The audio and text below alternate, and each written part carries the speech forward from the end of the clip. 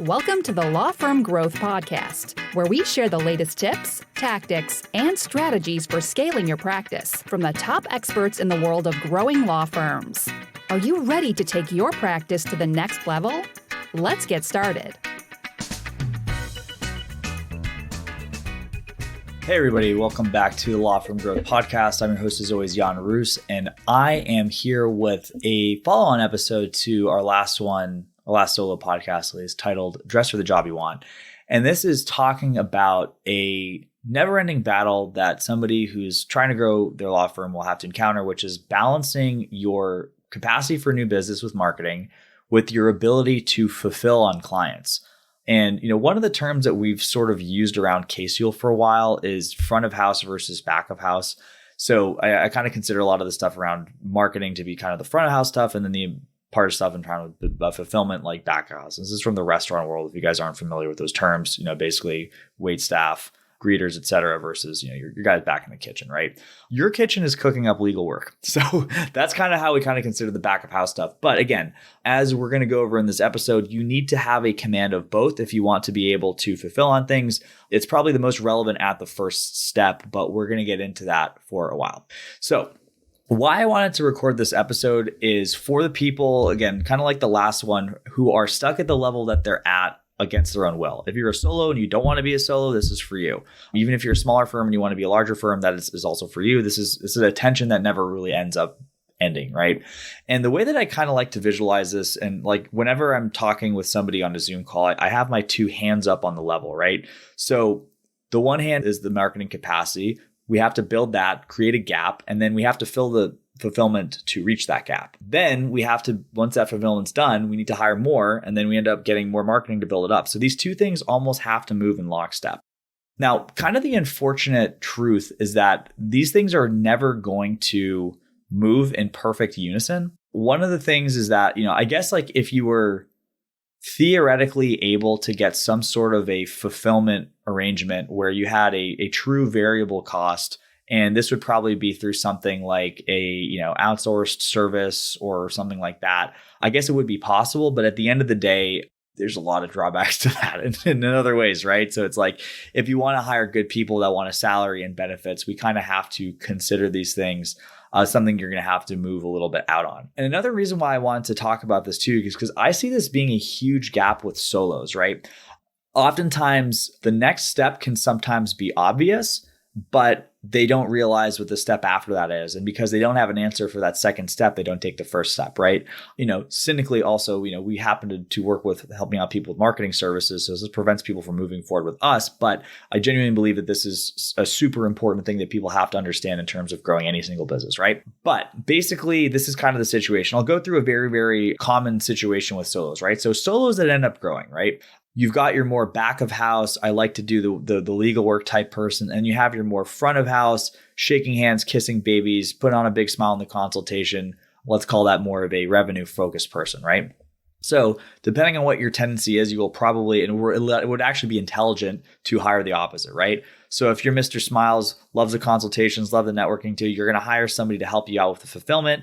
And then if you're somebody who's more of like, I enjoy the back office stuff, then you might actually have somebody who's an intake professional or a marketing company that can take some of that stuff off your load, or minimize your involvement with the process so you can focus on doing more of the back house stuff. That's step one. Step two is that once you end up having that capacity filled, you have to go get more. So whatever you did that last time, you have to now do the other side, right? So if you had the back of house hire, now you have to get some more marketing capacity. If you had the marketing capacity and you filled up your fulfillment, maybe you're the person who's Mr. Networking, and now you have, as much as you can fill in terms of the calendars for your people, and you want to keep growing. Well, now you got to find more capacity. So maybe you hire another person to do networking in a different market than yours.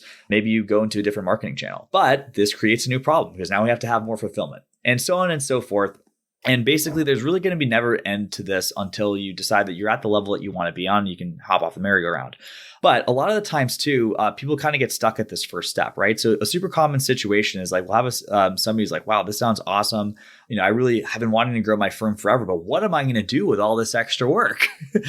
And the truth is, and this is another reason that we harp on getting pricing and making sure your profitability is as set as you can, because assuming that you're not charging a song for your work, the more work that you have, the more revenue that you're going to have in order to hire those back of house people. So reality, the answer to that person is not being able to figure out the fulfillment.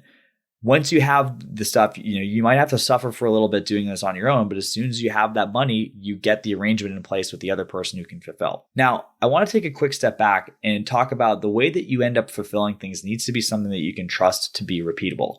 This is another reason why I think it's sometimes hard. And again, there are some fantastic people that are great at networking, and there's some fantastic organizations that teach networking. I love having Steve Fretzen on the podcast. It was super awesome. There's people that make networking very predictable. But in general, people that aren't at that level, if you're depending on referrals, it can be very, very hard to predict things. So maybe you have an absolute banner month, you get a bunch of business, and you might be in a position to hire somebody based on that month's revenue, but you don't really know what the next month is going to be. So the predictability really empowers your ability to confidently hire fulfillment help. Similarly, you need to make sure that you can trust your fulfillment. If you don't necessarily know what the quality of work is going to be, it's going to be really, really hard to stack, a bunch of marketing spend or a bunch of investment of your own time into getting new business to not be 100% certain that this isn't something that's going to get you disbarred or get you bad reviews from clients and that kind of stuff too. So being able to really vet these things is important. I think people probably spend a little bit more time on that, but I don't want to ignore the possibility that you have to understand that both of these things are going to be solid all the way through. But basically, to that person who's afraid to make the first move, the second move is just doing the opposite of what the first move is. If you're hiring marketing, you have to be ready to hire fulfillment. If you're hiring fulfillment, you have to be able to, get the next case after you end up filling those people's calendars up. Sometimes, it's possible, and this isn't I wouldn't say this isn't even a bad move.